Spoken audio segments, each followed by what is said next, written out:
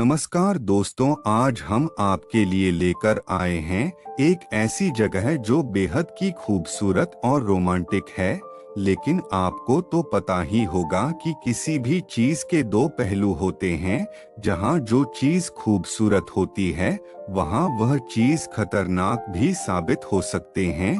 यह जगह जितनी देखने में खूबसूरत है उतनी ही डरावनी और खतरनाक भी है। दुनिया के सबसे खतरनाक जगह में से एक है। हम बात कर रहे हैं इटली के एक आयरलैंड की, जो दुनिया भर में आइलैंड ऑफ डेथ के नाम से जाना जाता है। डेंजरस एंड खतरनाक जगह के नाम में शुमार है। इस जगह के बारे में एक अफवाह है या फिर हकीकत है कि जो भी इंसान यहाँ पर जाता है उसका जिंदा लौटकर वापस आना मुश्किल है या फिर असंभव है। आज तक कोई भी व्यक्ति यह जाकर अभी तक वापस नहीं आ पाया है। यह पर ऐसा क्या है, इसका खुलासा अभी तक नहीं हो पाया है या फिर कोई क्रिमिनल एक्टिविटी चल रही है, इसकी भी कोई पुष्टि नहीं हो पाई है। चलिए आपको इसकी जानकारी देते हैं। असल में ऐसा क्या है। इटली के इस आइलैंड, जिसका नाम पोवेग्लिया रोम में इटली देश में स्थित है, सैकड़ों साल पहले जब पूरी इटली में महामारी में प्लेग फैला हुआ था, तो प्लेग को कंट्रोल करने के लिए और लोग बीमार ना हो और लोग प्लेग से संक्रमित ना हो, इसके लिए वहां के लोगों को, जो कि प्लेग से इन्फेक्टेड हो गए थे, उन सभी लोगों को इस आइलैंड पर लाकर छोड़ दिया गया था और कोई भी कांटेक्ट या संबंध नहीं रखा गया, या फिर यूं कहूं मरने के लिए छोड़ दिया और वह लोग तड़प तड़प कर इस आइलैंड पर मर गए। आगे इसी तरह एक बीमारी और फैली थी जिसका नाम था ब्लैक डेथ, यानी कि काला बुखार। पहले की तरह ही इस बार भी लोगों को इसी आइलैंड पर छोड़ दिया गया, जो लोग काला बुखार से ग्रसित थे, और उन लोगों को जिंदा जला दिया। असल में जो लोग बुखार से मर जाते थे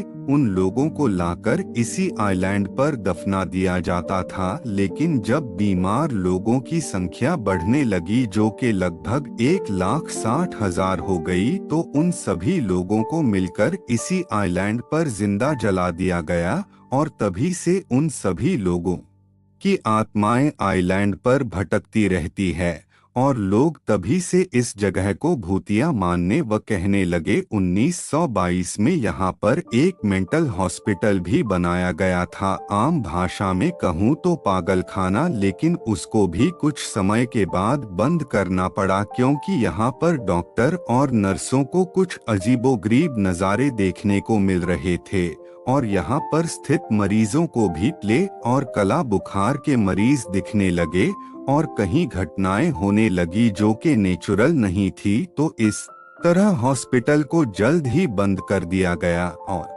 तभी से लेकर अभी तक यह आइलैंड एकदम वीराना, सुनसान और भूतिया हो गया। इस घटनाओं से पहले बेहद ही खूबसूरत और रोमांटिक जगह में से एक था। 1960 तक यह आयरलैंड वीराना ही पड़ा रहा, लेकिन फिर इटली सरकार ने इसे एक व्यक्ति को बेच दिया। उसके बाद वह व्यक्ति अपने पूरे परिवार के साथ आइलैंड पर रहने लगा, लेकिन उसको भी यहाँ पर कुछ अजीबोगरीब घटनाएं देखने को मिली, जिससे वह कुछ ही दिनों में आयरलैंड को छोड़कर चला गया और उसने भी इस आयरलैंड को किसी और व्यक्ति को बेच दिया। फिर वह व्यक्ति भी हॉलिडे होम बनाने के लिए इस आइलैंड पर हॉलिडे मानने के लिए आया, लेकिन वह भी कुछ ही समय रुक पाया, क्योंकि खबरों के मुताबिक आयरलैंड के मालिक की बेटी का मुंह किसी ने काट दिया था, जिसको सही करने में 14 टांके आए थे। इस वजह से वह भी इस आइलैंड को छोड़कर चला गया और इसके बाद तो फिर लोगों के दिमाग में बैठ गया कि यह जगह खौफनाक और खतरनाक जगह है, लेकिन कई लोग इसकी पड़ताल के लिए आते जाते रहे हैं और कई लोग तो वापस नहीं आ पाए, और जो लोग लौटकर वापस आए उनमें से एक शख्स ने बताया कि वहां पर प्लेग और बुखार से मरे हुए लोगों की आत्माएं भटकती रहती है। और इसी के साथ एक व्यक्ति जो कि वहां पर एक रात बिताकर आया है, उसने बताया कि जब वह वहां पर रात बिताने सो रहा था तो किसी ने उससे कहा कि तुम यहाँ से चले जाओ वरना जिंदा लौट कर जा नहीं पाओगे। हालांकि इसकी सच्चाई क्या है यह कोई नहीं जानता। इतना कुछ देखा और सुनने के बाद यहाँ की सरकार ने इस जगह जाने पर पाबंदी लगा दी है। उत्तरी इटली की वेनेटियन लगूस में स्थित इस आइलैंड पर जाना प्रतिबंधित है। यहाँ तक के मच्छी पकड़ने वाले लोग भी इसके आसपास नहीं जाते, क्योंकि जब वह मछली पकड़ रहे थे तो उनके जाल में कई बार मरे हुए लोगों की हड्डी फांसी मिली। इसके बाद वह लोग इस जगह के आसपास तक नहीं जाते। यह था दुनिया का सबसे डरावना प्लेस। इसको दुनिया के सबसे हॉन्टेड जगह में से नंबर 1 पर रखा गया है।